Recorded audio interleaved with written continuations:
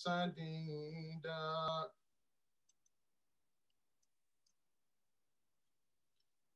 يصلح لكم أعمالكم ويغفر لكم ذنوبكم ومن يطع الله ورسوله فقد فاز فوزا عظيما يا أيها الذين آمنوا اتقوا الله ولتنظر نفس ما قدمت لغد واتقوا الله إن الله خبير بما تعملون. جزاك Allah. Click that, sir. Translation.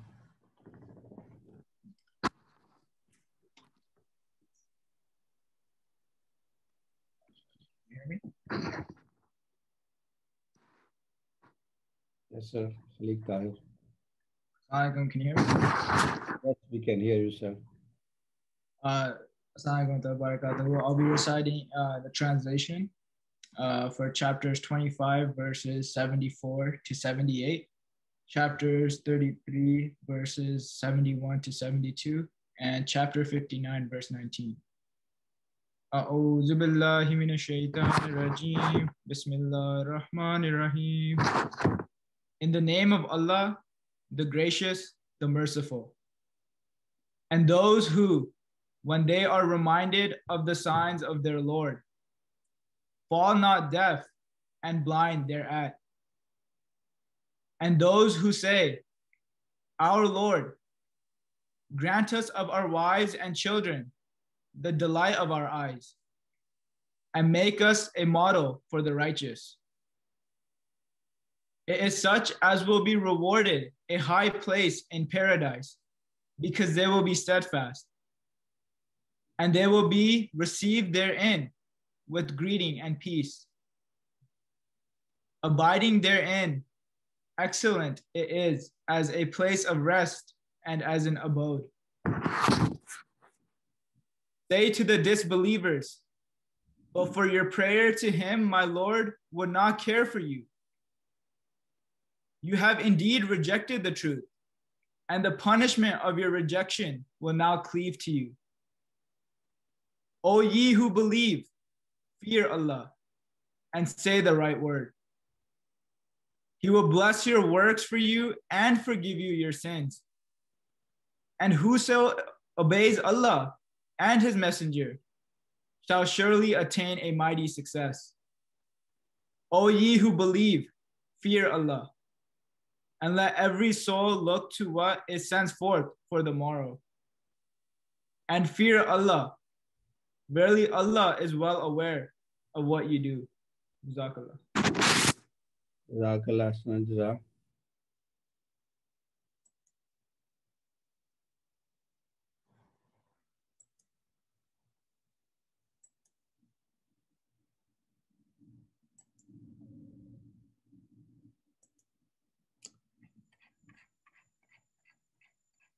Can you see my screen? जी मेरे पास yes. Jazakallah. A'udhu billahi minash shaitanir rajim. Bismillahir rahmanir rahim. You know, today's topic is very important. So we should try to understand what is the purpose of holding this event. Obviously, the purpose of this event is to create awareness about this very important subject which is marriage within Ahmadis. This was the instruction of Hazrat Masih Maud ﷺ and his, Khulafas. So therefore, it is very important, being the follower of Hazrat Masih Maud, the promised Messiah ﷺ, we should be aware what is our responsibility towards it. Going further, question arises in the mind that why did the promised Messiah ﷺ establish separate Jama'at? This is the history of the prophets. Whenever Almighty Allah sends his messengers, first of all, they try to establish a community of selected people, of his followers, who follow that reformer. Whenever command come to the messenger of Allah, first of all, he put in his own practice, then he invites others, presenting his own example, how I did follow this command of Allah, you should follow in the same way. So always the messengers of Allah, this established a new community, a separate community from the general people. And obviously the intention is that, so when they follow the teaching, other people can look their behavior, and when they come a separate community, it is easier for their training and tarbiyat. So that is the main purpose when Hazrat Masih Maud ﷺ established a separate community like other messengers of Allah. Going further to the topic, why is it important to marry within Jama'at? It is very important for all of us. We should try to understand. So this is a directive and desires of Hazrat Masih Maud ﷺ.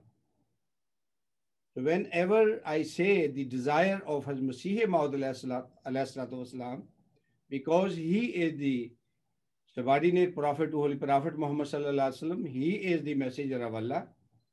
So when he desires something, his intention, his desire is not against the will of God. As a matter of fact, that is the desire of Almighty Allah. So that's why, so he gave us this instruction. So he published a very important ishtihar. So in Urdu it is said, अपनी जमात के लिए एक ज़रूर इश्तिहार.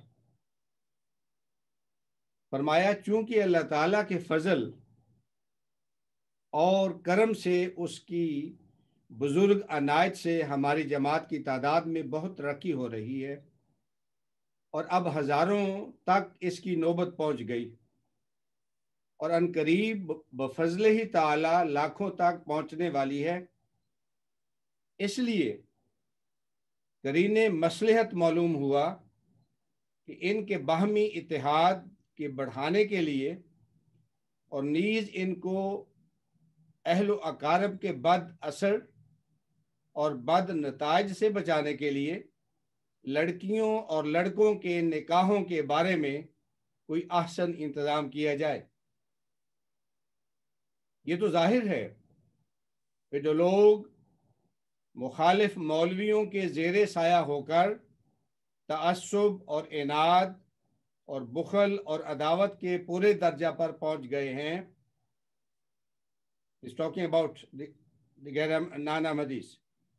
ये तो जाहिर है कि जो लोग मुखालिफ मौलवियों के ज़ेर असर होकर तअस्सुब और इनाद और बुखल और अदावत के पूरे दर्जा तक पहुंच गए हैं, उनसे हमारी जमात के नए रिश्ते गैर मुमकिन हो गए हैं जब तक कि वो तौबा करके इसी जमात में दाखिल ना हों.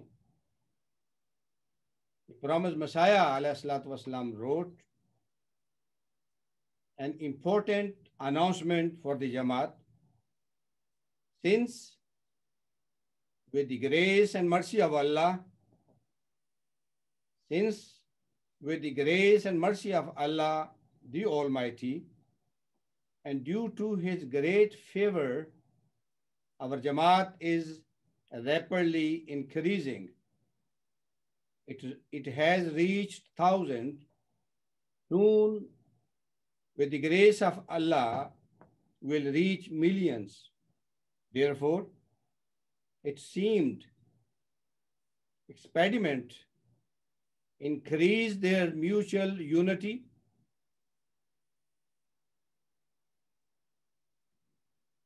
Repeating, therefore, it is seemed expedient increase their mutual unity and to save them from the ill effects of their kith and kin. Make some good arrangement for the marriage of our girls and boys. It is obvious that the people who have reached the full level of prejudice, resentment, grudge, and hatred until the influence of the opposing clerics, it have become impossible for us to make new relations with them until they repent and re-enter the Jamaat. So from this quotation, it is very clearly the subject is, explained. And we can understand very clearly why it is important Ahmadis should marry within Jamaat. Again, he says, Allah Ta'ala एक जमात अलग बनाना चाहता है, इसलिए उसके मंशा की क्यों मुखालफत की जावे. जिन लोगों से वो जुदा करना चाहता है, जिन लोगों से वो जुदा करना चाहता है, बार बार उनमें घुसना, यही तो उसके मंशा के मुखालिफ है. The promised Messiah ﷺ says, Allah the Almighty wants to make a separate Jamaat. So why then oppose his intention? God wants to distinguish you from other people. Then why break into them again and again? That is against the desire of God. So the matter is very clear why it is instructed that Ahmadis should marry within the Jamaat. When they marry within the Jamaat, so they can very easily can go along with the doctrine and the teachings of the promised Messiah ﷺ. So far, if any person has any question before I go to the second question, so it is the time, but if you want to still hold your questions, you want in the end of want the question, so that is with you. So, but if anyone has the question, so you have the time now, you can ask the question, you can raise your hand, you can write in the chat, So whatever method you want to, because we want this session should be interactive, not just one-way traffic. Zakaria, can you have to monitor these all things, sir. G, I will. Marhaba sahib. So if there's no any question so far, I can start the new question. Zakaria? Correct. Yeah. No questions at this time. Let's start with the point number 2. Okay. Point number 2 is, why is there a 1 year waiting period for a new convert to marry with an Ahmadi? So it is 1 year period is just for as precaution. So Zakaria, I need your help to read the quotation of Hazrat Muslim Maud radiyallahu ta'ala anhu. So then I will try to comment after that. G, okay. Hazrat Muslim Maud says, at times, those who are weak of faith fail to practice restraint and marry their daughters to non-Ahmadis. This is a source of great distress for me, for marrying our girls to non-Ahmadis causes much damage. What is more, such a nikah in itself is not permissible. Since women are naturally weak and not always properly trained, they tend to adopt the ways and beliefs of the family they get married into, which then destroys their own faith. And if they remain firm in their beliefs, there's always going to be everlasting conflict between them and their husbands. For the difference of beliefs will then ruin the love that should exist between a husband and wife. This deprives them of peace and comfort of heart. Continue, sir. Then there are times when a person, in order to show that he is fully obeying the command of the promised Messiah, alayhi salam, spreads the news that the person to whom he is going to marry his daughter is an Ahmadi or someone that has recently joined the Jama'at. But nikahs of this kind never result in true happiness, for the intention behind them is not good. God does not need a person who enters the Jama'at only for the sake of marriage, nor does such a person stay steadfast with his pledge of Ba'ath or change his way of life to adopt better morals. Even if he sticks to his pledge of Ba'ath, he proved to be a constant source of annoyance for the Jama'at. There have been a number of such incidents, and their result has always been undesirable. At times, it was bad for the religious point of view, and at times from the worldly point of view. There have been some exceptions as well, but they are very few indeed. In most cases, husbands start tormenting their wives once the nikah has been formalized and force them to relinquish their religious beliefs. At times, they stop them from offering prayers or even reciting the Holy Quran. A few years back, I came to know of a man who had married his daughter to a person who had become an Ahmadi only for the sake of marriage. The family of that person began torturing the bride in various ways. When she performed salat, she was accused by them of practicing some magic and of doing some magical tricks against the family when she recited the Holy Quran. That poor girl was rendered unable to offer prayers or recite the Holy Quran. Her father became extremely worried and started looking for some solution. But how could someone help him? It was the punishment of his own action that he was receiving. Another person wrote to me that he had married his daughter to a non-Ahmadi. His daughter's husband insisted that he will neither keep her as a wife nor will he divorce her, and that instead he will keep disturbing her family and be a constant source of worry for them. In short, those who marry their daughters to non-Ahmadis can never be at peace. By doing this, they actually destroy the faith of their daughters, and this is something for which they will surely be held accountable in the sight of Allah. Jazakallah, Zakaria. So this Hazrat Muslim Maud Khalifatul Masih second Raziyallahu Ta'ala anhu has shared his personal, experience which he have received from different Ahmadis who did that mistake, and they face the consequences of that. You know, even I know personally some families who did that. I mean, they marry to Nana Madis, and gradually, not only their daughters, even, you know, the mother of the daughter, they slipped away and they left the Jamaat.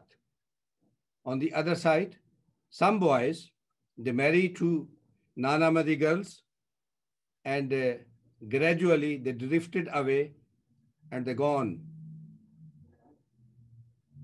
permanently. Some of them, they marry with Nana Madi girls, but they are facing the trouble and problems. And particularly for their children, they are facing more trouble and difficulties. So that is the reason. So if we marry within the Jamaat, so there will be no any disturbance. There will be peace of mind. Moreover, sometimes some people do that type excuses. So this boy, he signed the bet. So after that, they marry their daughter to other person. But as has Muslim Maud Raziyallahu Ta'ala anhu stated very clearly, they exercise the problems and they face the consequences the same way with the boys it happened. Now, coming further. Rabbi Sahib, there are some questions that came up from that last point. Okay, sir. Okay, yes, sir. Okay, so the first question is there any flexibility on this rule? This was quoted in 1898. The promised Messiah al-Islam may have been speaking in context at that time. And, sorry, am I speaking at that time? And situations of that time. Why cannot there be flexibility in this, given how so many changes in cultures have changed and we live in a different context? Also, where does the promise of Messiah say that, quote, this is my eternal wish for hundreds of years to come, end quote? You know, so this question, when we talk that, take it back with the teaching of Islam before coming to the promised Messiah of Islam. So you, in that case, if we took it that way, in that case, the teaching of Islam is changeable according to the circumstances, not obviously. So the teaching of Islam remains the same. Coming further, when we talk about the promised Messiah ﷺ, so whatever he has given the instructions, that is not for only few months, 4 years, or any for certain time. That is forever. Those instructions will remain. Going further, his khulafa, they are the guardian of the Jama'at. They are the guardian of the message of the promised Messiah ﷺ. So they are talking the same thing. Khalifa, we have heard from Khalifatul Masih, you know, Sani, the second, Raziyallahu Ta'ala anhu, how beautifully he has explained the matter. So these all things very clearly, you know, explain that. Assalamu alaikum. Rabbi Sahib, am I allowed to say a little bit in what you said to second it? Can he say something? Go ahead, brief. Start. Very brief. Allah Ta'ala in the Holy Quran and Rasulullah has said so, and Hazrat Masih Maud has also said the same thing, and the Khulafa say the same thing, that Islam is forever. There is no new Sharia to come. The societies change. There is no doubt. There are changes in the societies. but Islam takes care of all the changes and all the aspects of the society.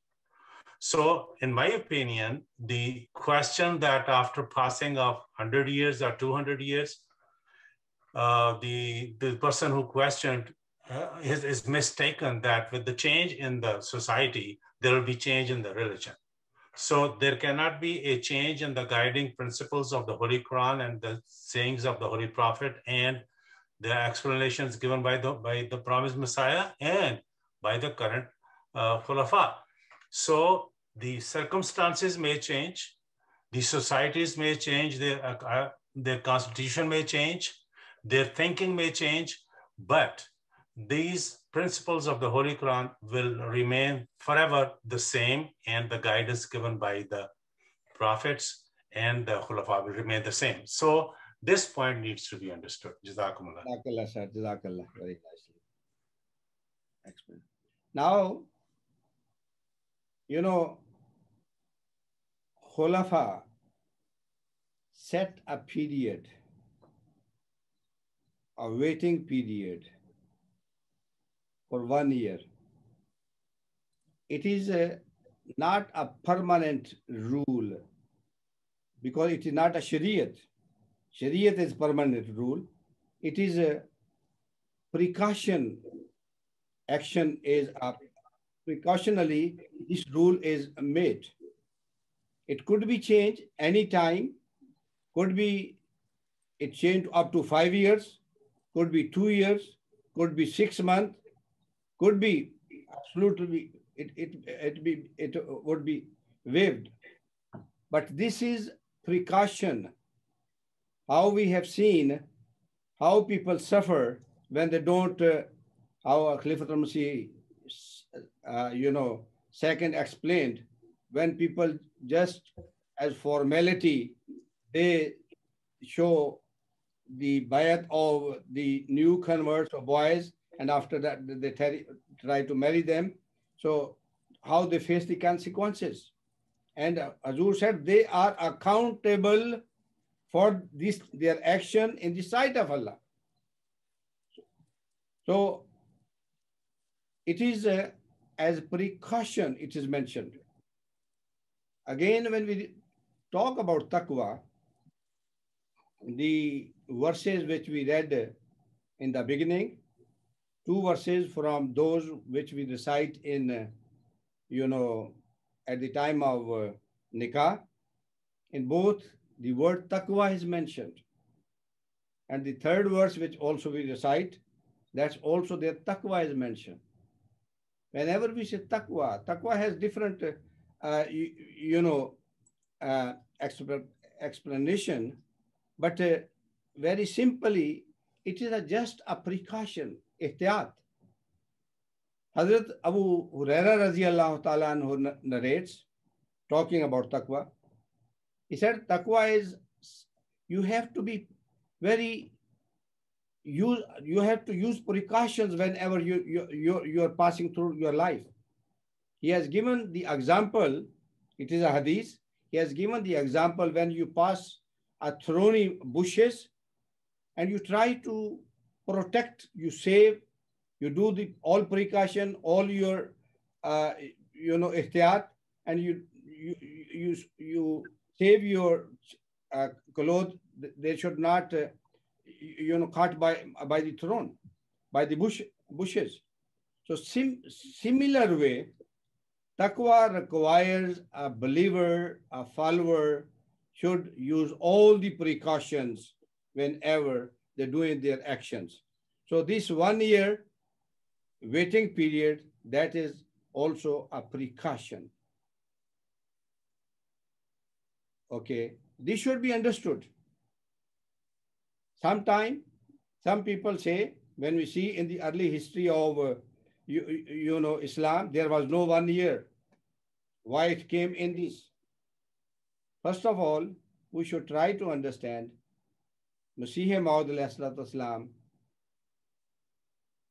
appeared, and whatever he says, and after that his khulafa, whatever they are doing on the basis of the teaching of Islam. They are not doing anything against that. And this 1 year waiting period is not set by me, by other president, by any Amir of the country. It is set by the Khalifatul Masih. And we should try to understand who is Khalifatul Masih. What is his status? Sometimes we don't realize. I'm very sorry to say that. Sometimes we don't realize the status of Khilafat. We feel Khalifatul Masih is just a simple person, ordinary person like us.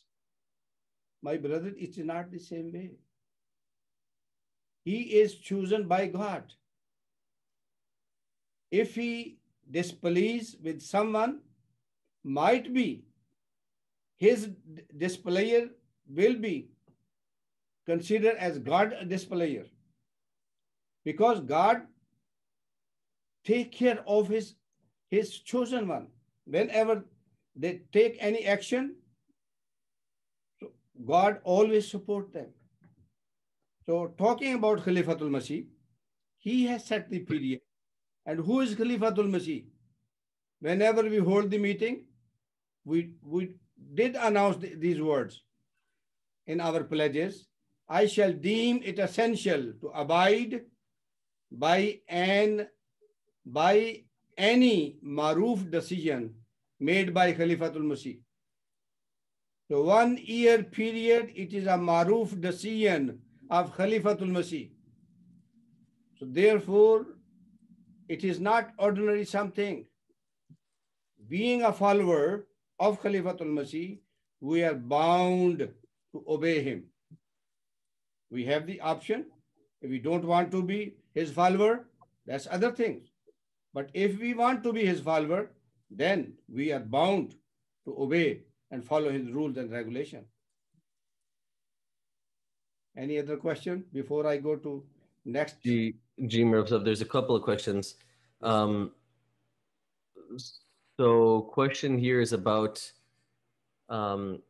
continuing on with the quote that you had read, saying, is it fair to assume and make assertions on millions of people who may marry who they choose just because a few examples are given where people slipped away from their faith or had bad experiences occurred with those who married who they choose? How can we assume so much?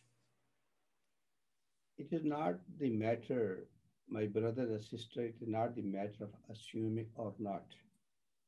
It is the matter of obeying. Obeying the doctrine, the teaching, the rules and regulation of Prophet Messiah. It is matter of obeying the instructions of Khalifatul Masih. So that is the key point.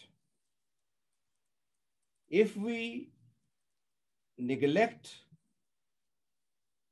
the instruction, the doctrine of Prophet Messiah salam, or the instruction of Khalifatul Masih, what is the use? What is the benefit to call ourselves Ahmadi? If we take different excuses only for the sake of marriage, so there's no point, there's no logic. We should call Ahmadis if we are not ready to obey to the instruction, to the doctrine of Prophet Messiah as a Khulafa. Simply, so when we are not able to follow his instructions, so we have the right. We say, okay, I'm sorry, I'm not able to do that. I don't want to be the member of the Nizam Jama'at.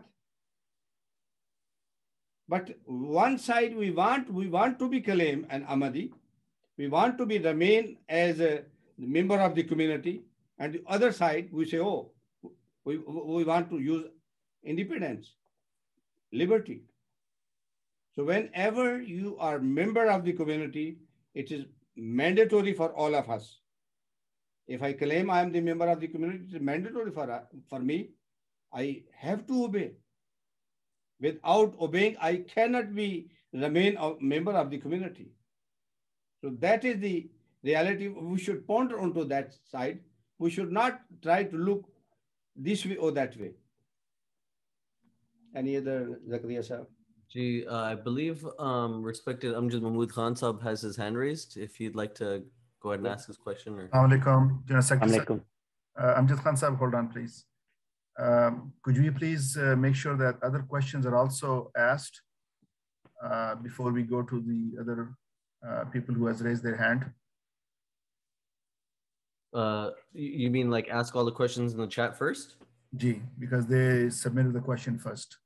And also our sister Farah Sahiba, she has a second question. I want to make sure that we ask Murabi Sahib that question. Okay, go ahead. And respected Sadr Sahib, I don't have a question. I actually had a comment to reinforce Murabi Sahab's point, and which is addressed to the first question. Amjad Khan Sahib. Okay. Assalamualaikum. Jazakallah Murabi Sahib for this very helpful guide. I just wanted to reinforce some of the points you raised at the same time addressing some of the questions Sister Farah has asked on this thread. So with respect to the first question, I think it should be understood, and the quote I think was pretty clear of what the promised Messiah Islam was saying. He was speaking about a very specific context at the time, which is a context that hasn't changed, frankly, which is that the Jama'at was established in contradistinction to other Muslim communities and sects at the time and faced intense opposition. And the idea of marrying within the Jama'at is not a suggestion that Hazrat Masih Maud Islam is saying here. He's talking about the fate of the Jama'at, the security of the Jama'at in the future, the integrity of the body, how the Jama'at can be protected and saved in the future with this situation. In fact, these teachings are so profound that Murabi Sahib just said that they require careful reading and reflection. Not only is the cultural context the exact same now, it's actually quite deeper. The opposition against the Jama'at is more profound, more robust, and more severe than ever before. The persecution that the Jama'at is facing across the world is beyond imagination, even if you think about, if you really study the matter. And what Hazrat Masih Maud Islam is saying here is that it's not that we have to, that this is some rigid teaching, or somehow this teaching is such where it is so rigid and inflexible that it applies for all time. What he is saying is every Ahmadi needs to reflect, why are they an Ahmadi? You see, in my estimation, there is no such thing as a part-time Ahmadi. If Ahmadiyat means something to you, if it means something to your family, to your children, to your parents, then you can't behave like a part-time Ahmadi. Your Ahmadi identity is an inescapable part of who you are. It's not a box you check on a form. It is a way of life. So this idea that because culture has changed now, that somehow there's a more evolved understanding, or there is a more modern understanding, and so therefore this teaching is obsolete, is contradicted by the very nature of what we're seeing today. The same cultural adaptations exist now. They're more severe and pronounced. This timeless teaching is what is the Kishtinu. This is the Noah's Ark that requires that protection. So I think I just wanted to make it clear. And there was another part of the question that said, why do we have to be so rigid in the concept of marriage? The idea of Ahmadis marrying within Ahmadis, as Murabi Sahib pointed out, that was the subject line of his presentation, Ahmadis marrying within Ahmadis. He's not talking about Pakistanis marrying within Pakistanis, or some ethnic group marrying within another ethnic group. This is actually a very flexible teaching. Hazur has mentioned this point in his 2016 sermon and in his Waqf-e-No classes as well, that any Ahmadi can marry any other Ahmadi regardless of ethnicity, culture, or race.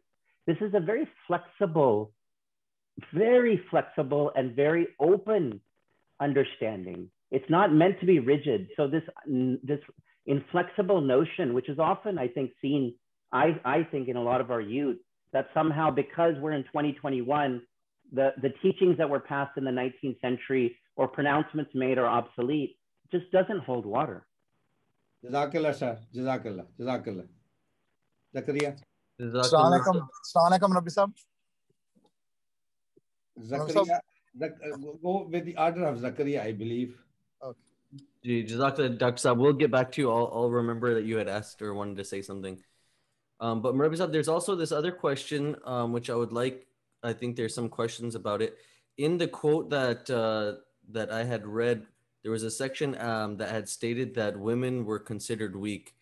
And Osama Ahmed Saab here is asking if you have any clarity on that, or why are women considered weak?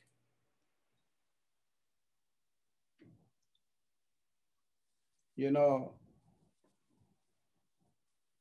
that is our experience in general. Mostly whenever anything is mentioned, that is as any principle made that on the base of the majority, not on the individual basis. So majority in general fashion, in general term, so women are under the influence of their husbands in most cases. So that's why, so that's meant in there. So yeah, let's go further, sir. Okay, next question then, Murab Sab, is why do we pick and choose which teachings we are so rigid with and strict on, such as this topic of marriage, and we are dismissive of many other teachings? There are several examples which can be given of this. Jazakallah. At this time, we are talking about this is the topic. Whenever we will talk on other topics, we will talk those topics with detail. So at a time, we can address our topic. Today, our theme is this. So we have to go within this topic. We cannot go other side. So being Ahmadi, it is our responsibility.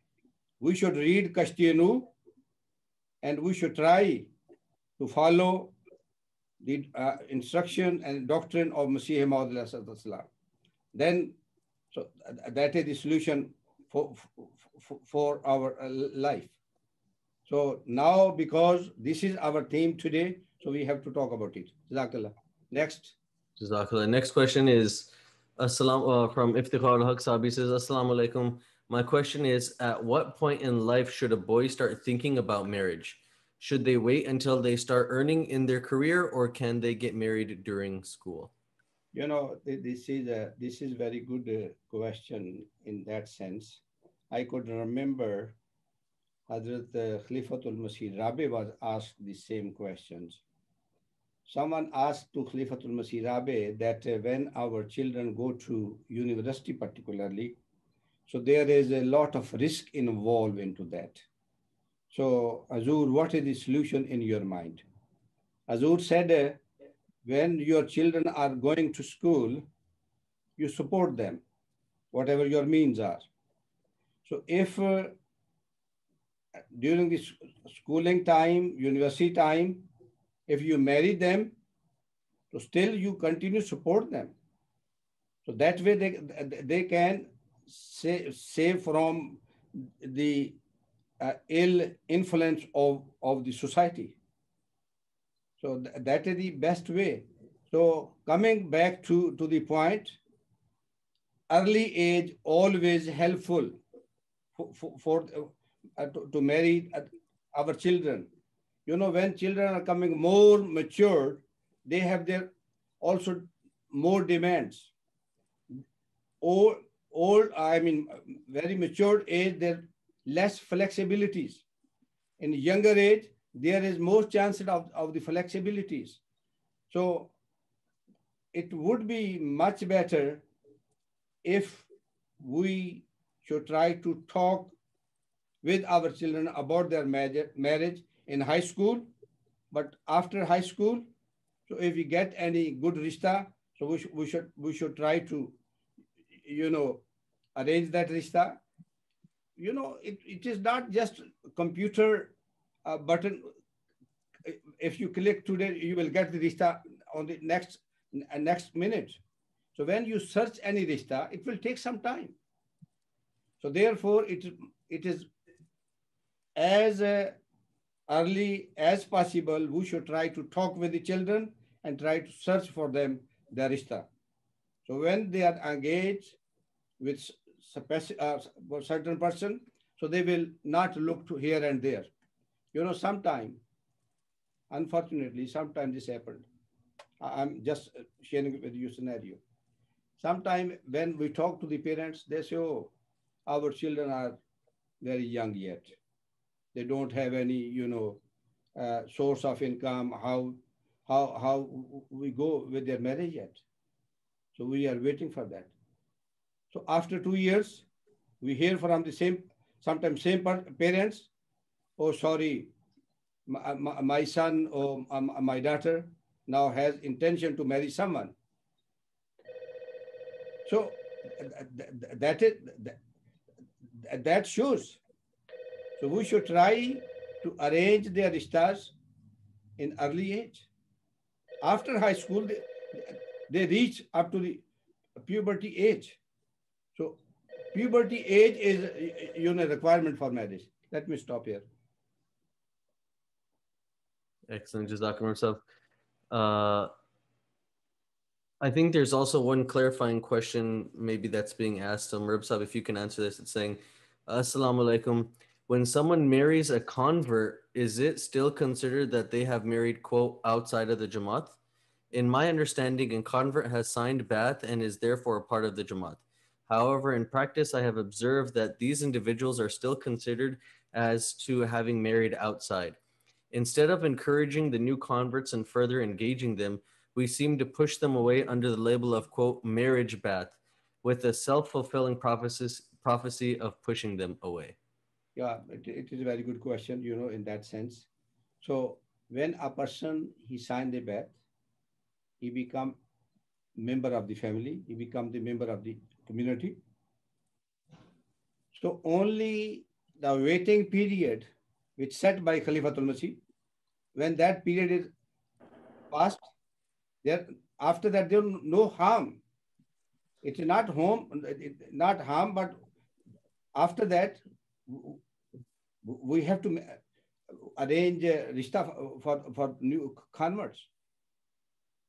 So at that time there should be no any hindrance, no any problem with that. I can share with you an example. Recently, a gentleman, he accepted Ahmadiyyat. And after that, he got married with very old Ahmadi family. And as a matter of fact, the girl was from an ex-president of the Jama'at. And they are very happily, they are enjoying in our Jama'at. So when any person, he become a member of the Jama'at, that is the Jama'at's responsibility. Jama'at should try to take care of them, him or her. There's another question here asking whether we have any sort of statistics. So it's saying, does the Jama'at have statistics on successful versus unsuccessful marriages? Couples marrying in the Jama'at or outside the Jama'at? In the US or any other country? I think this data would answer a lot of questions and clarify ambiguities one may have. So far number are concerned, so I don't have any number. That belong to Rishtanata department. But I can tell you something. You can imagine what is happening around the society. What is the successful rate of the marriages in the society, even outside the Jama'at. When you compare outside the Jama'at, same thing you can compare inside the Jama'at. But I believe, so within the Jama'at, the successful ratio or rate is better than the outside of the Jama'at. Even, not Jama'at, even you in the society. But the number, I don't have the number that belong to Istanata. So that is, you can check with them anytime. Next, sir. Jazakallah. Question, I think Dr. Rafiq Tahir Saab had his hand up. Yes. Dr. Rafiq Tahir Saab, is there? Yes, there you go. Assalamu alaikum, Nabi Sahab. Wa alaikum salam, sir. Nabi Sahab, I'm traveling right now. but I have a question. Is there any role of parents in the preparation of child's mind for in a Jamaat marriage? I think you have partially addressed the question. I understand, sir, your question. You know, role of the parents for the marriage is very important role. Bringing up a child, that is the responsibility of the parents. When it is said, the paradise lies under the feet of mother, why it is said? That is only for that mother should raise, I should say parents should raise their children according to the teaching of Islam. When they brought up according to the teaching of Islam, they understand the teaching of Islam, I believe there will be no problem. They can marry within the Jamaat. That's why I'm saying it is the responsibility of the parents. They should talk with their children about the marriage in a younger age. And they make sure children understand what is the importance marrying within the Jamaat. So unfortunately, sometimes we don't talk. And when things go out of the hand, then we say, oh, what we can do? Now they are adults. So we, as a parents, we have, you know, basic role there. So therefore, we should play our role. Jazakallah, Dr. Jazakallah. So I think leading into that comment you had, there's another question. Speaking of age, what is the optimal age for engagement and then marriage for the Jamaat? Or I guess the question is, does the Jamaat have any recommendations on what the optimal age for engagement is? You know, first of all, when we see the teaching of Islam, the basic requirement is puberty. That is the basic requirement. And it is not appropriate. Jamaat should set any specific age limit. But as a general, what we are talking, Jamaat say the same thing. Khulafa saying the same thing. So after puberty, so we should try to, marry our children. We try to help them, facilitate them for good rishtas. And obviously, the final decision will be made with the opinion of our children. As a parents, our responsibility, we have to be good facilitator. So it is it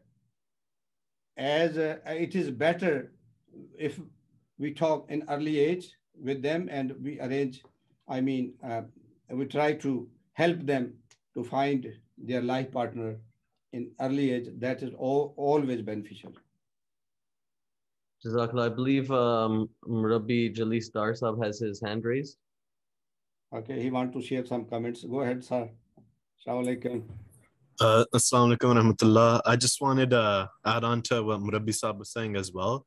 And it's regarding the teachings of the Prophet Muhammad. So I wrote it in the chat, but I was asked to state it for you guys as well.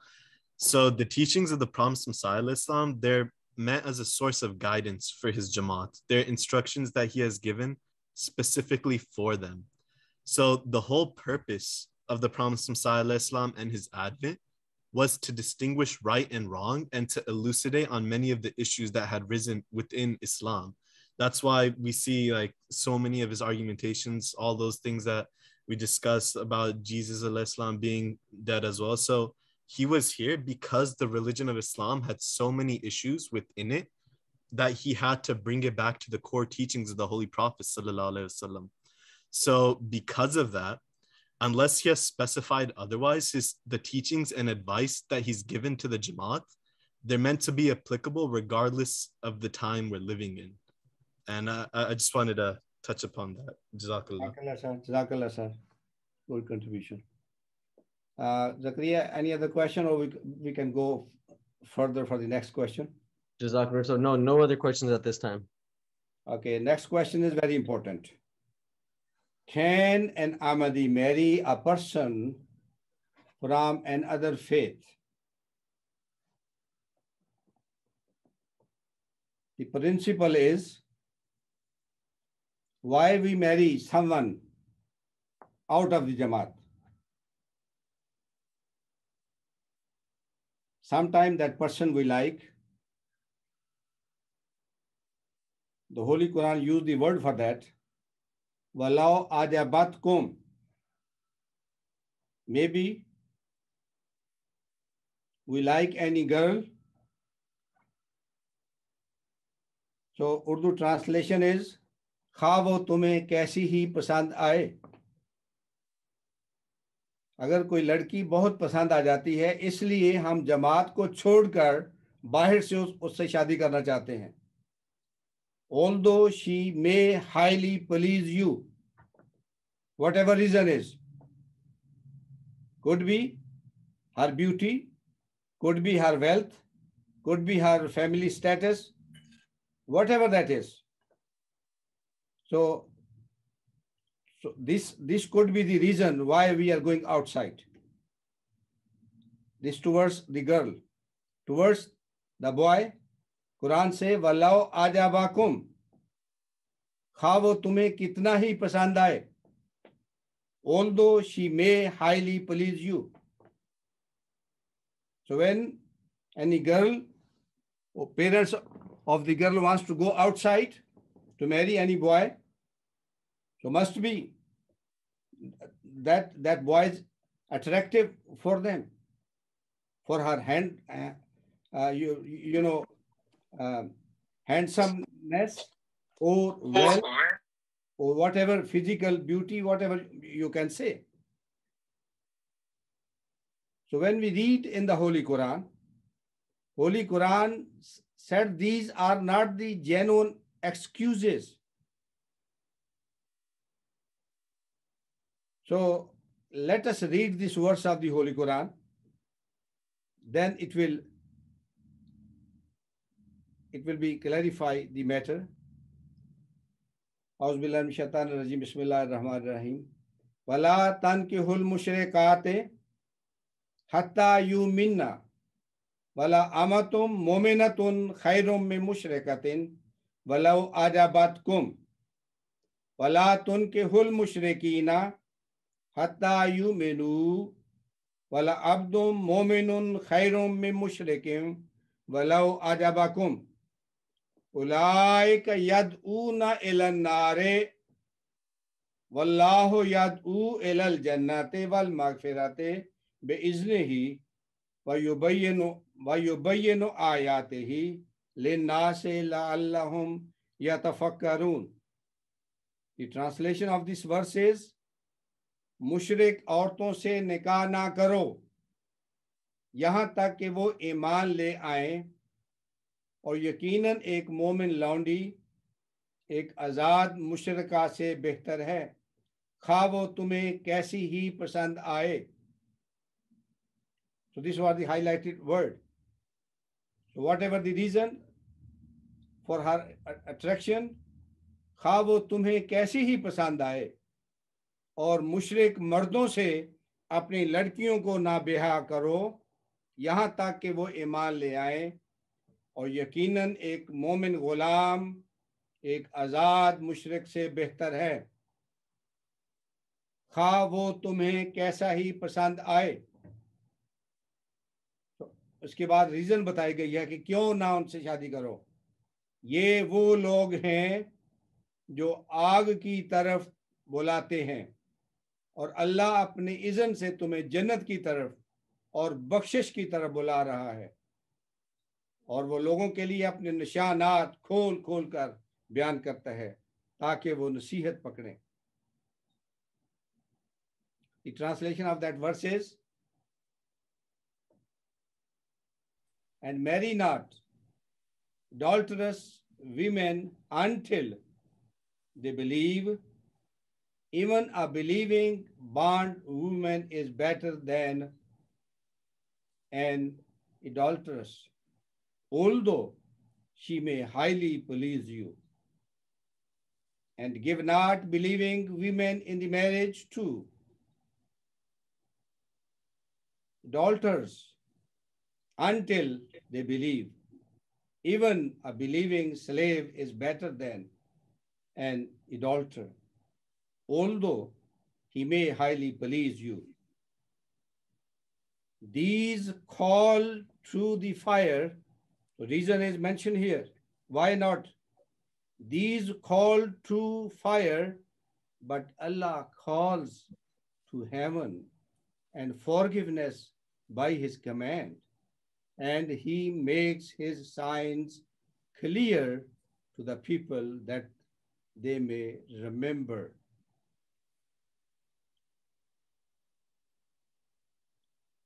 Any questions so far? No, Rabbi Sab, I think we're okay so far. Here, principle is clearly mentioned. Boy or girl towards outside is not better than within the community.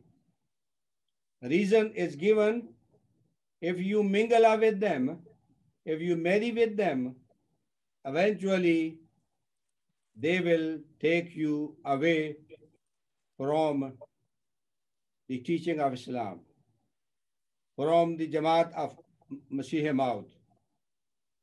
So therefore, it is better, although you like them, in your eye they are better, their personality attracts you, their wealth attracts you, whatever reason is. But remember,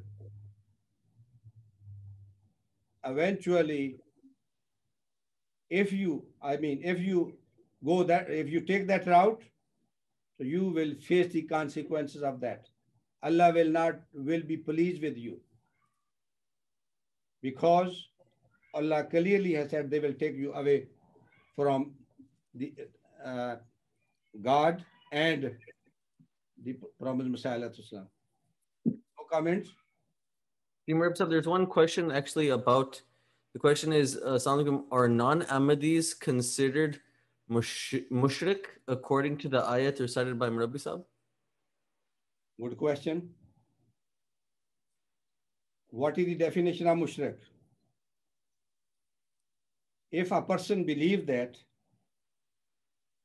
a man of God, a servant of God, he has the capability to give the life of a dead person,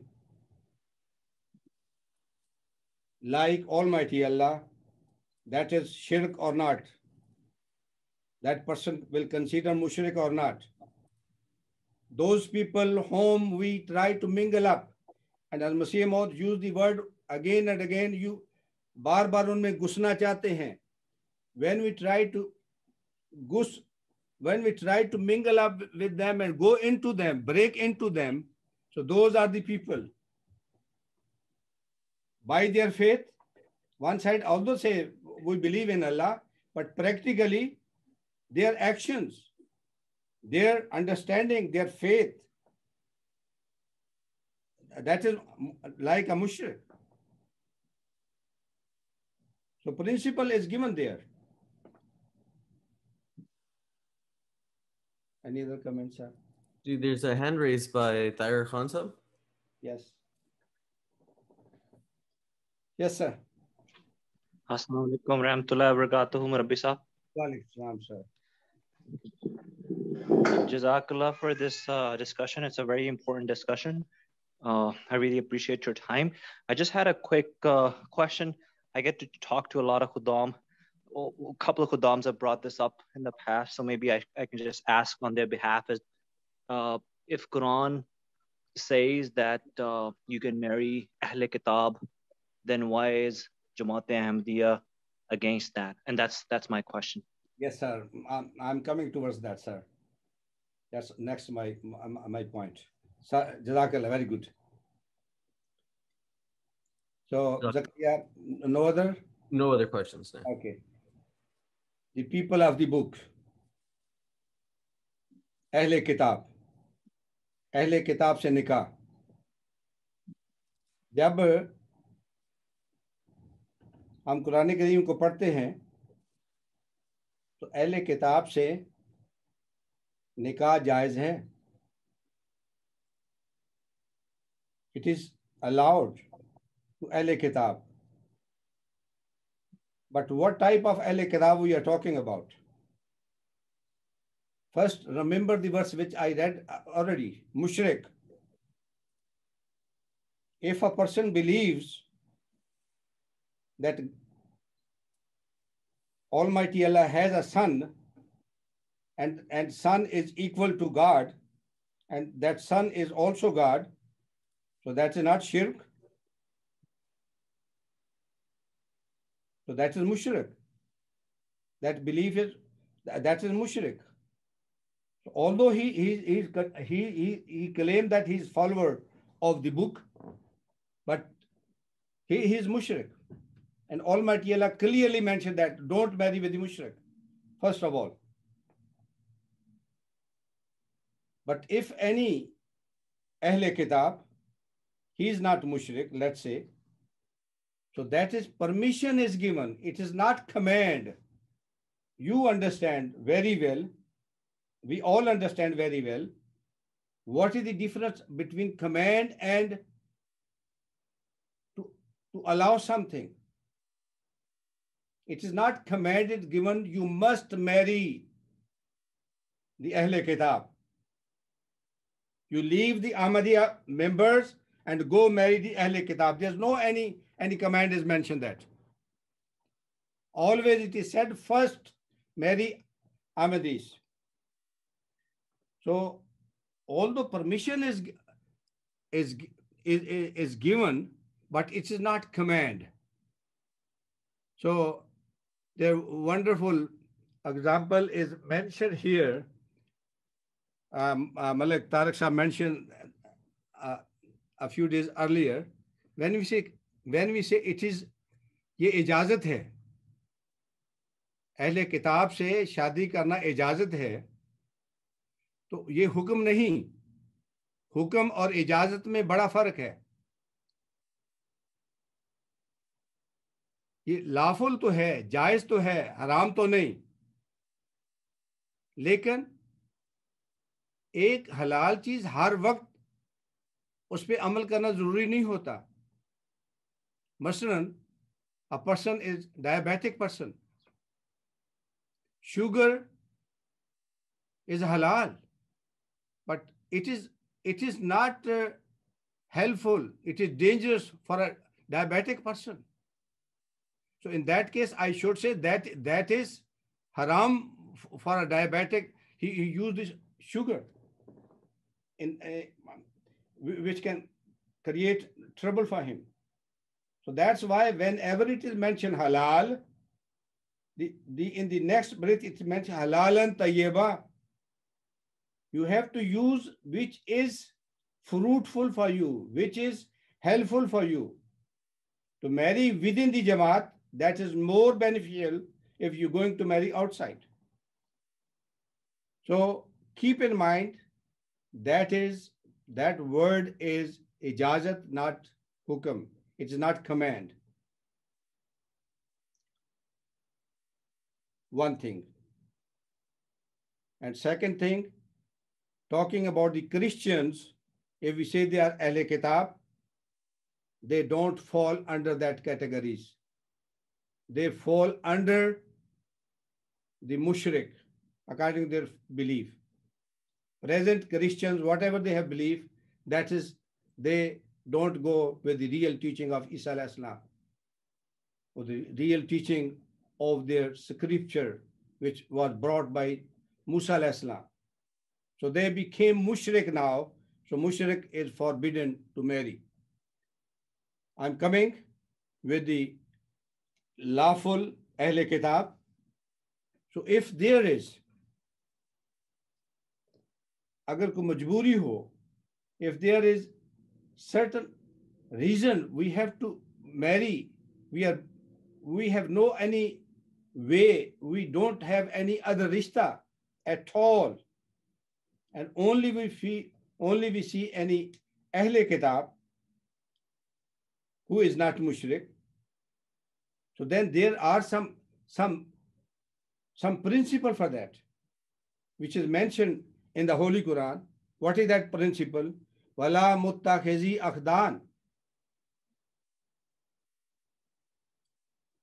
If you want to marry them, ना ही पुशीदा दोस्त बनाते हुए. So there is a not taking secret paramours. ये कहीं भी allow नहीं है कि आप डेटिंग करते रहें और उसके बाद कहें कि हम शादी रचाना चाहते हैं. ये इस्लाम की टीचिंग के एब्सोल्युटली खिलाफ है.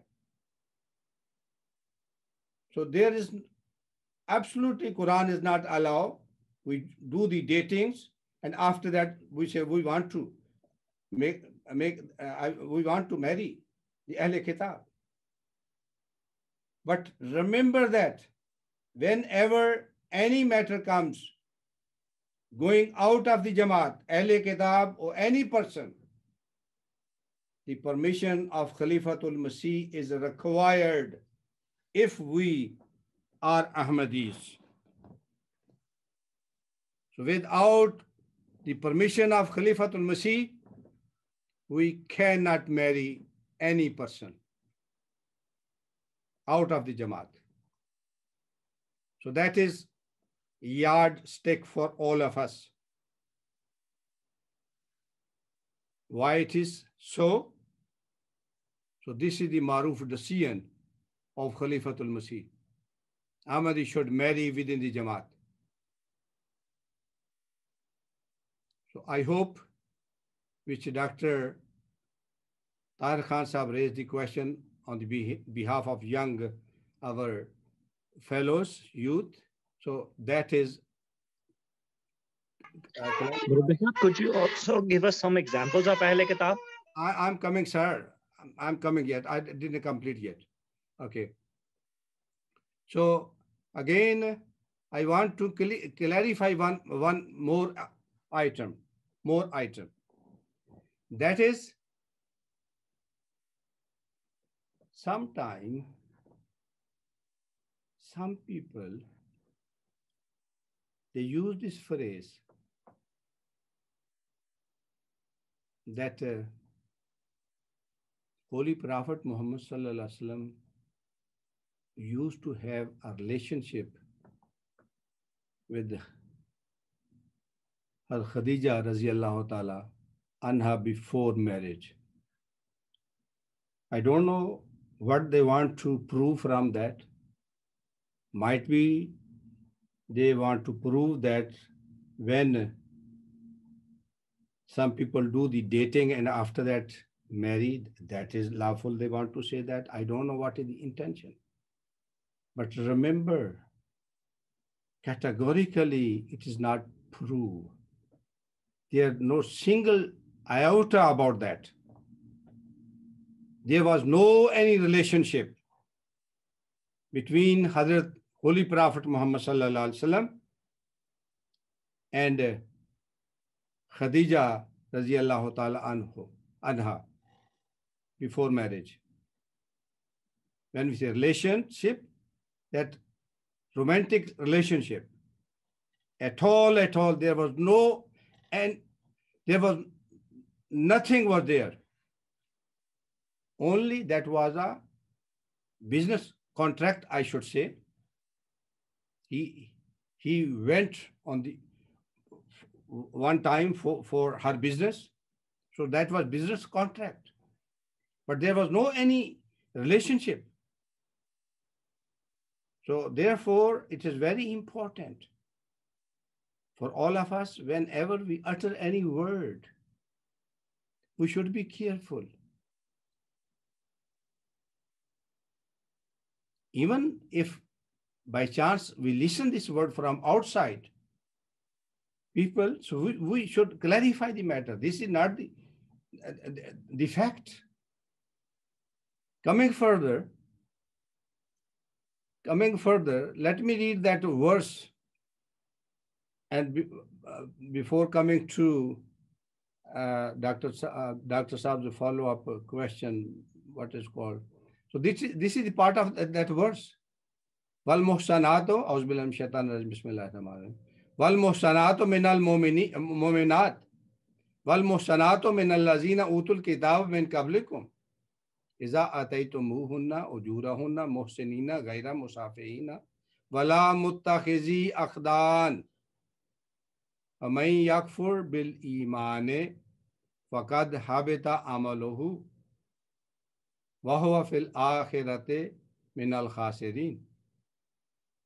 एंड पाकबाज मोमिन औरतें और उन लोगों में से पाकबाज औरतें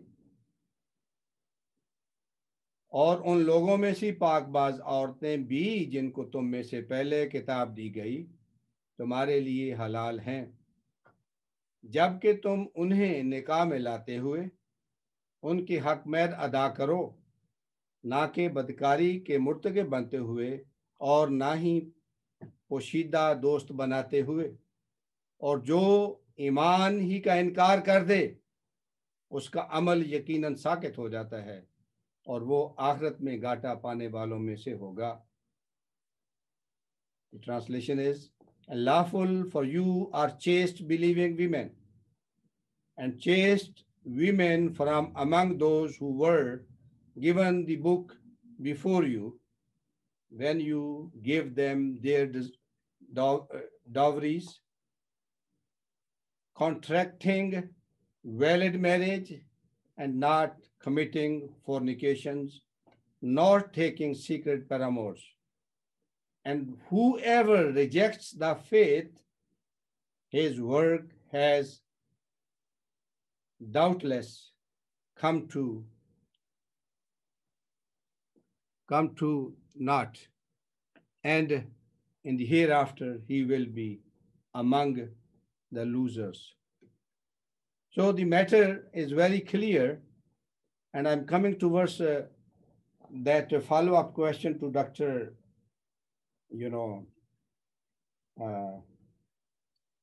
Dr. Tahir Saab, who is acting Qaeda, I believe, in these days. I want to give you a scenario. During the time of the Holy Prophet Muhammad sallallahu alaihi wasallam, there was Ahle Kitab, Jews. If there is any, let's say Jews were moved from Medina to other side, if any family remained there, supposedly, and that family is good nature family, very nice family, so in that case, so in under some circumstances, any Muslim want to marry to that family or a girl from that family, fulfilling the requirement which is mentioned in this verse. So that is, the option is opened for that. Coming further as Ahmadis, here clear cut, the direction is given to us by his Masih Maud, by his Khulafas. So let's say if we allow our boys, go outside, whatever you want to do, marry outside, what will happen with our girls? But if you want to open the door for girls as well, so there's no use making the separate community.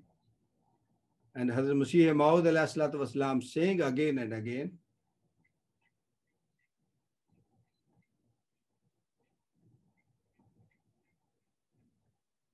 why he established separate community? There's no sense in that. If everyone is free, wherever want to marry, let them marry. Allah Ta'ala एक जमात अलग बनाना चाहता है, इसलिए उसकी मंशा की क्यों मुखालफत की जाए? It is a matter of mansha of Allah Ta'ala. It is the desire of Allah Ta'ala. It is not the desire of you and me. Even as Masih was above the desire of Masih Maud, he say it is the desire of Allah Ta'ala. Allah Ta'ala एक जमात अलग बनाना चाहता है, इसलिए उसके मंशा की क्यों मुखालफत की जावे। जिन लोगों से वो जुदा करना चाहता है, बार बार उनमें घुसना यही तो उसके मंशा के मुखालिफ है। So my brothers and sisters, road is very clear for all of us. Sometimes, due to our weakness, we don't talk to our children. Sometimes we don't give value, we don't spend valuable time with them. When they are neglected. एक second, ये right पर है, ये right में जाएगा, लेकिन it works for 5. When they are neglected, in the result, neglected by the parents, I should say, when the time was, when they spend valuable time with them, so they select for them, they choose for them different other path. And eventually when they reach to this that step, which is very dangerous, then people say, oh, it is very painful thing. जब पानी sir से गुजर जाता है तो फिर बाज़ औक़ात पेरेंट्स को उसका ख्याल आता है. Whenever we talk about marriage, we are not saying spend a huge money for showing up to the other people. So this marriage was wonderful marriage. The food was excellent. Or this arrangement was excellent. He invited 1,000 people or this or that. During the coronavirus, we have seen very simply, marriage is enough. You only invite a few people. Even you can, there's no need to rent a big hall. Even during the coronavirus, marriage took place in the houses. So if you don't have the money, don't take loan and spend extraordinary. I mean, become under debts and everything. Whatever your means is, remain within that. Try to help your children. Let them find, good and pious life partner, and they enjoy their life. If we want to show up to the public that my son-in-law, my daughter-in-law belong to a such family, rich family. Oh, this my son-in-law is very handsome, sometimes 7 feet tall, or a girl which is my daughter-in-law belong to very rich family. Whatever we have to look righteousness. So if we, because that's the criteria set by the Holy Prophet Muhammad Sallallahu Alaihi Wasallam. He said, whenever you are looking the life partner, don't look the righteousness, don't look the wealth, the family status, or wealth, or beauty of that person, but give the preference to religion. But if other things coming with that, along with that, with the religion, so by the grace of Allah, that will be beneficial, and there will be blessing. I think let me stop here. Any comments? Any question? I think there's a question here. Dr. Tariq Khan Sahab has his hand raised again. Yes, sir. Assalamu alaikum, Rabbi Sahab. Sorry, just a quick follow-up question. You talked about Quran Majid, and we talked about Hazrat Masih Maud sayings.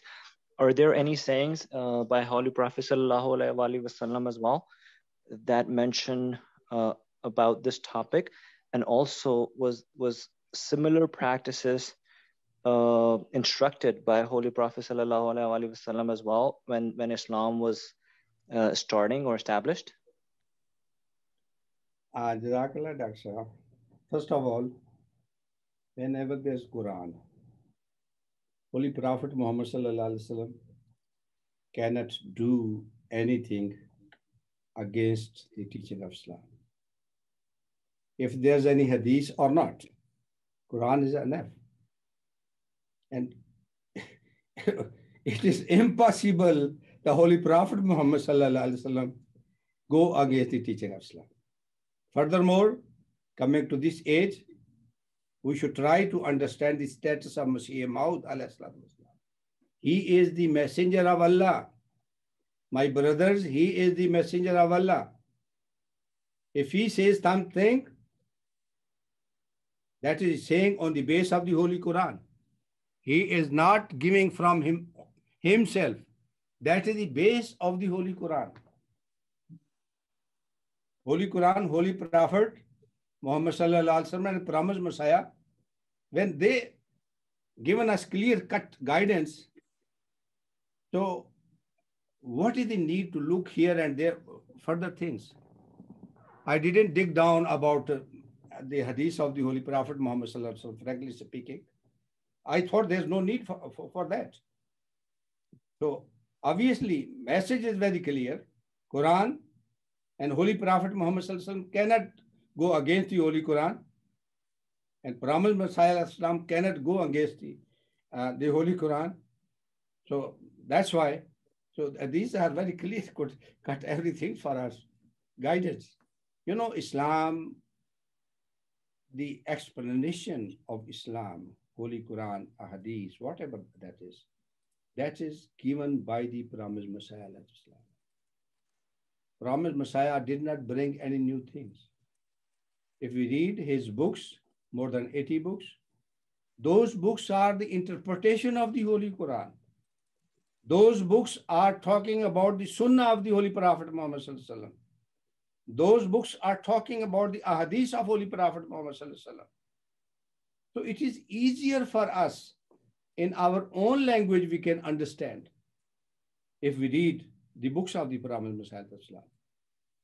Therefore, it is very important we should try to read the books of the Prophet Messiah.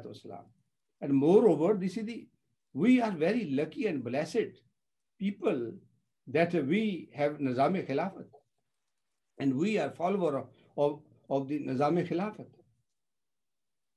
And we should try to listen and watch Hazur's addresses on the Jalsa times and also Hazur's khutbahs. Always every matter is clear. Sometime during, the children classes with Hazur, they ask these different questions which we are talking about, and Hazur shed light on these all aspects. So my brothers, things are very clear. If any person does not want to go the straightforward or take the right path, he will try to find out, he or she will try to find out the gray area from here or there, this and that. There is the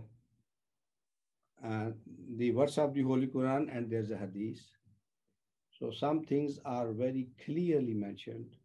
So these are forbidden, harams. So these are halal, lawful things. So some things might be not clear for the public. So that hadith says the righteous person should go with the, very clear cut guidance with that.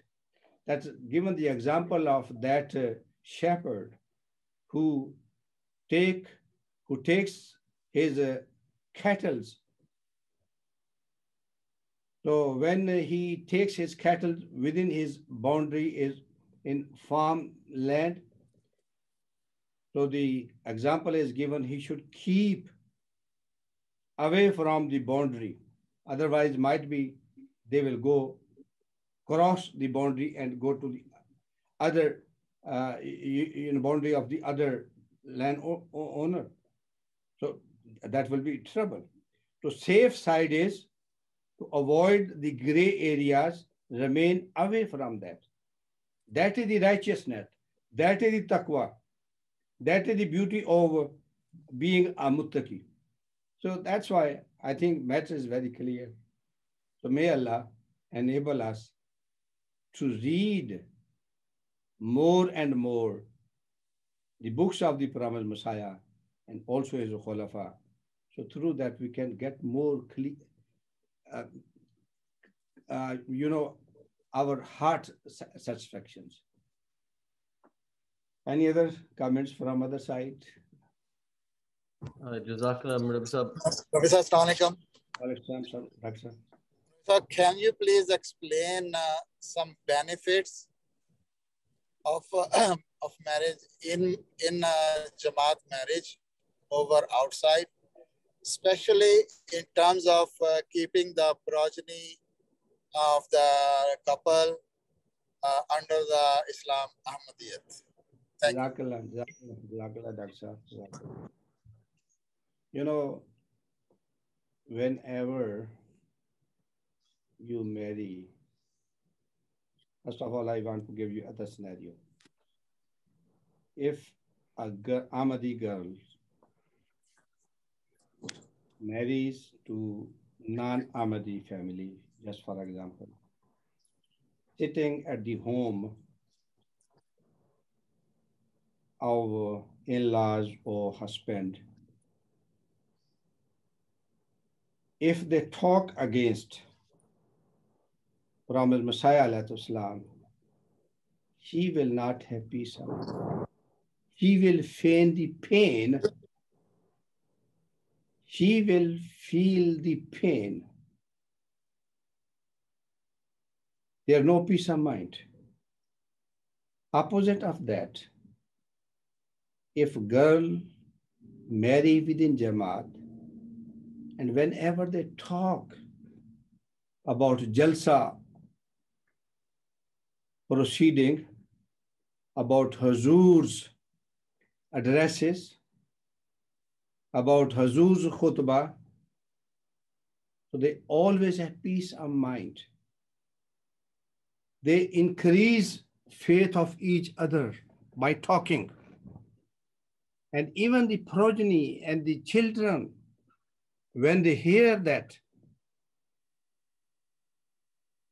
proceeding of Jalsa, even when they hear from their parents, they are talking about Hazur, so the children also will develop interest, love for Khalifatul Masih, for Jamaat.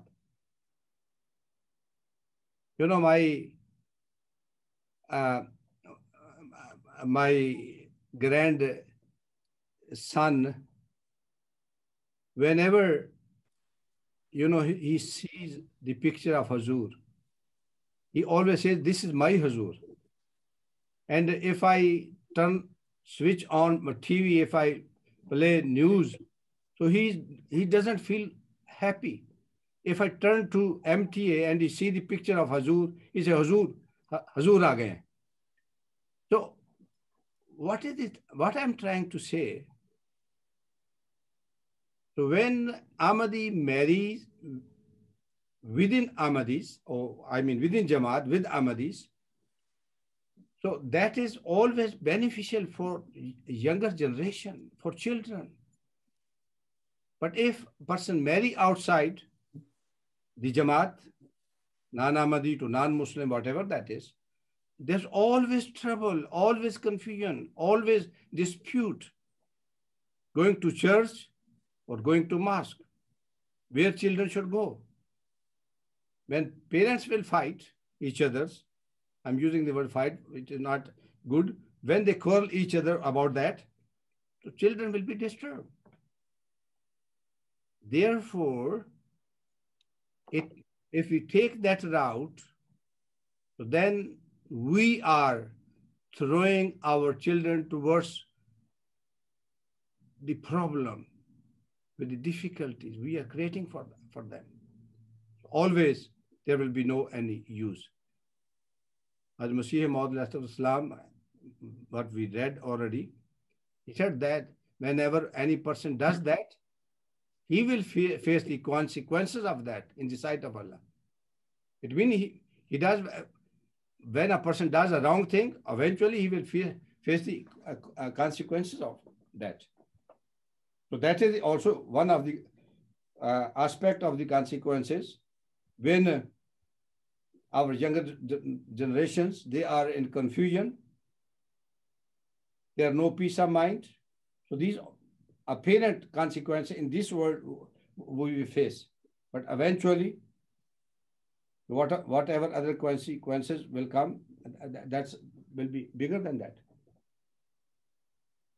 Any other comments?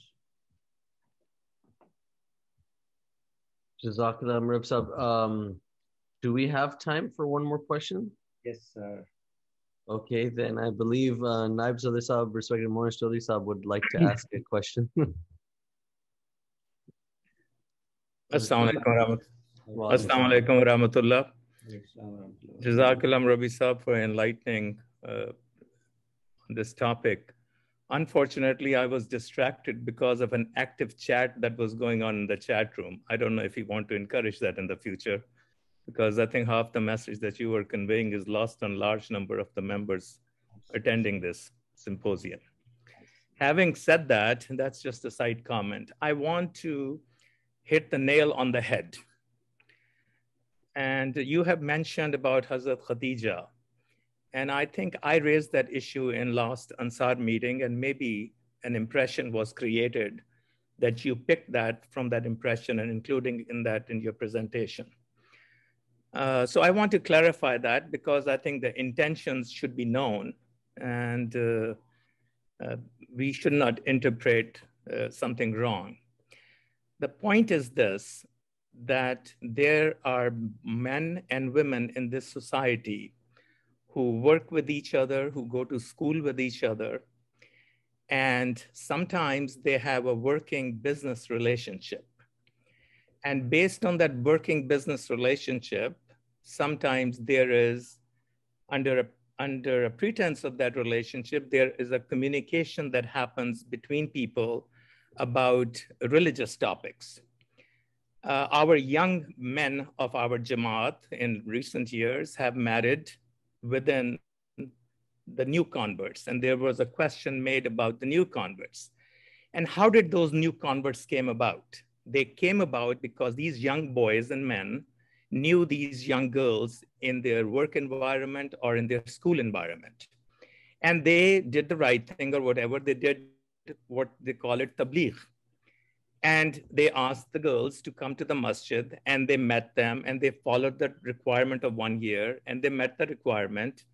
And then there was a nikah happened that is accepted.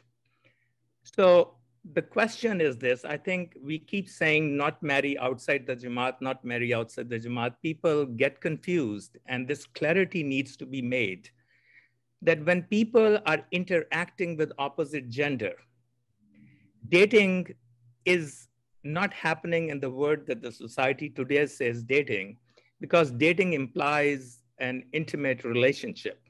Sometimes dating also takes the form of interaction, of meeting people. So at that time, the younger members of the Jamaat say that we interact with people and we convey the message and stuff, and then they come to the Jamaat and they accept Ahmadiyyat. So are we condoning or accepting that when we do the nikah and we attend the meetings, the girls also meet the boys at their work and they have introduced them to the Jamaat, and after a while, their nikahs have also happened and we have attended the gatherings and the wedding ceremonies. So what is the message now? Is it any different than what it was before, or is it the same message? That if you have indulged in interaction with opposite gender in this society, whether in the strict Islamic interpretation it is right or wrong, it's a separate discussion. And you have invited people into the fold of Islam through, maybe it starts out as a very selfish motivation, But eventually the intent is this: I like this girl, let's talk to her and bring her to Jama'at, and she attends the Jama'at functions. And on the ladies' side, she's put on the podium as a new convert and acknowledged and admired. And then the nikah is announced. That this is a shortcut. This is a go around the system of what some people perceive as rigid system, that this is the way you can do it. So I just want to be clearer on that thing. And I want, because I'm also an office bearer of the Jama'at, it is my concern that the younger people should have clarity.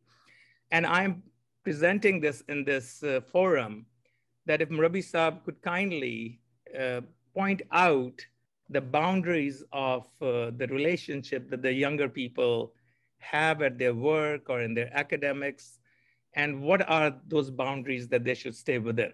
Because nobody just wants to get married. We are talking these verses of the Holy Quran to the young people who are driven by puberty, who are driven by the culture, and they are struggling with all this thing because they say we don't see the opposite gender in the mosque or in the Jama'at, but we are seeing at work, and we are trying to manage and balance this difficult act. Not everyone is fortunate to have the support structure, to have the arranged marriage system. So I think that's the crux of the issue. And if Murabi Saab at this forum or at a future forum, I don't know how much time we have, but if we can discuss this, it would be far better. And this sideshow of the chat room antics of back and forth need to be a little bit curbed, because it's disrespectful to Murabi Saab, to you or the presenter. It's just like we are holding a meeting at masjid and a back forth is going on in the audience. It defeats the purpose. Jazakallah. Jazakallah, Choshab, you have mentioned not one thing, many things here. So might be for the explanation of this, all points which you are trying to mention here needs a long time. You know, lot of things you have mentioned, although you, according to you, you have given this small comments, but many things you have said here. First of all, the topic is marry within Jama'at. If any Ahmadi, boy and girl, they have a introduction on their workplace, on their school, so there no harm, they can ask their parents, send the message to the other party. That's very, very clear. Coming further to converting the people, being a young person, spending a long time alone, two person, and Holy Prophet Muhammad sallallahu alaihi wasallam said, when there's two young people, or two person, third is Satan there. How we can say definitely they are not crossing the boundaries? And we have seen the society, what is happening around us. I know you are very careful using the words, but that is the reality. One thing. Other thing is, doing the tabligh is other things. If you are trying to spending time with other gender with the intention of that, you have to marry that. That is another thing. I know some people, let me give you one example. Fahad Karamat Sahib, he converted in college a girl, Iranian girl, but his intention was not married to her. And that girl converted another girl, Iranian girl, and that is very, very strong Ahmadi family now. They got married within the Jama'at. So if conversion happened that way, who stopped that? Again, coming further, when any person when any person accept the Ahmadiyyat, male or female, after that, that is the responsibility of Jamaat to take care of them. That girl whom I'm talking, the Iranian girl, She was writing to Hazur, Hazur, I want to marry with an Ahmadi. She spoke with me several times with length, and she was sincere, and Almighty Allah granted her the life partner, and they're enjoying their life. Almighty Allah blessed them with the children. So many examples are there. But if there is talking, tabligh, or whatever that is, I have several examples. One person, he was talking, doing the tabligh to ladies, to a lady, and after that he asked, so are you interested to Islam? She said, as long as you are interested in me, I'm interested to Islam. If that is the intention, that Islam does not promote. So whatever the intention is behind that, so that will bring the result. So Hazur has very clearly spoken, rigidness. There is no any rigidness in Islam. But we have to go with our principles, my brothers and sisters. Principles, that is our base. If we compromise our principles, that is not allowed.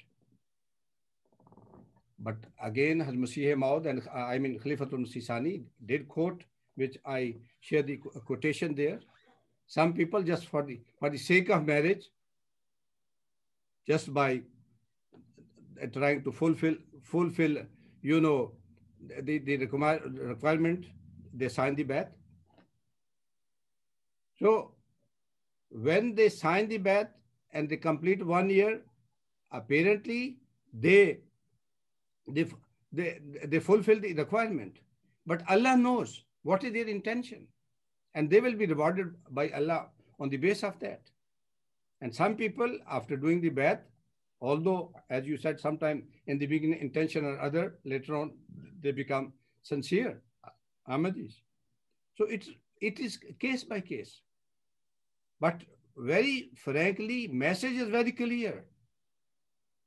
With the title, with the shelter of tabligh, it is not allowed.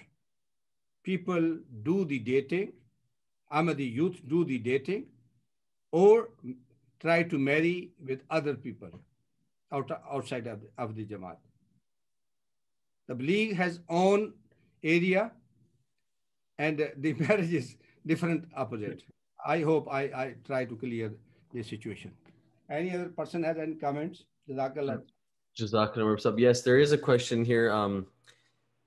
The question is, Murabbi, if you could please explain if a lot of men are marrying outside of the Jama'at, what do you expect the women in our Jama'at to do if they are getting genuine rishtas from non-Ahmadi families? Say it again. One. Question is, please explain if a lot of men are marrying outside of the Jama'at, or I guess the question is, with the increased number of men marrying outside the Jama'at, what do you expect the women in our Jama'ats to do if they are getting genuine rishtas from non-Ahmadi families? You know, that is the purpose. We are holding this event. If anybody does any wrong thing, un-Islamic thing, any other person has the right to do the same thing. Because other person did the wrong thing, let me do it the same way. Not at all. I'm not promoting that boy should marry outside. That's wrong, absolutely. My intention is boy and girls marry within the Jama'at. So that's why we are holding this event. I was speaking 2 or 3 days ago with Amir Sahib. He is also feeling the pain of what is happening here and there in our Jamaat.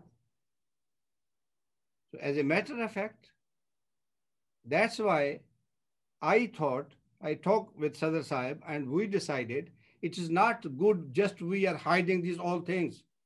Let us arrange the open forum. I shared with Amisa, we are going to hold the open forum. He said, well, excellent idea, try to do it. It should be not just one time, it should be done more than once. So that is the purpose.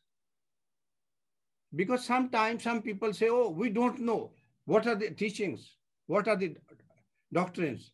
Look, that person has done that, or other person has done that, or the other person did the same thing. That's why we are trying to create the awareness. Please be careful. Don't do wrong thing. If you do any wrong thing, sometime in this world, you will face the consequences of that. If not in this world, might be in the hereafter, will be bigger consequences of that. So that is the intention. Jazakallah. Jazakallah. At this time, there are no more questions. Okay, Sadr Sahab, any comments? Jazakallah Murabi Sahab. And I think it was very informative. I learned a lot myself. And I hope it was useful for everyone who joined today. Jazakallah for your time. You know, it's not an easy topic to talk about. It has many other questions, the side questions. And so I request those who wanted to get some answers and they were not able to get an answer, please reach out to myself or Murabi Sahab directly, and we'd love to sit with you and answer your questions. At the end of the day, you know, we're all here together. We're all here to help each other to gain nearness to Allah Ta'ala. And, you know, none of us are perfect. We all need help. And Khilafat has a system in place, and we can learn from that system and seek guidance from that system. And of course, Khalifat al-Musi is always guiding us. So with that, I'm requesting Rabbi Sahab to please conclude the meeting with dua. Can I add something? Go ahead. I was listening to the later part of discussion. I had another meeting I couldn't attend, but it just dawned at me that the very first hadith which was being discussed by Imam Bukhari is, we all know that, and that is innamal amalu bin niyat. But the expression after this phrase, innamal amalu bin niyat, there is an explanation which has been made by Huzur Sallallahu Alaihi Wasallam. And that explanation is very key to the answer which is being asked. And that is... That is concept related to this topic. Go ahead, sir. Continue. If your intention is for the women, you will get the women. If your intention is hijrat, you will get the sawab of hijrat.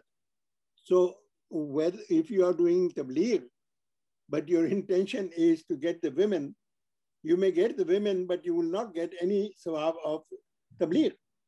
So I think that when Imam Bukhari captured this hadith, the explanation of the hadith is in the hadith itself. And that is innamal amalu, verily, emphasis is verily, innamal amalu, all amal, all actions are judged by intentions, not by people, but by Allah. If your intention is X, you will get X. If your intention is Y, then you will not get the reward of X. So under the disguise of tabligh, if we are doing something else, we have ulterior motives.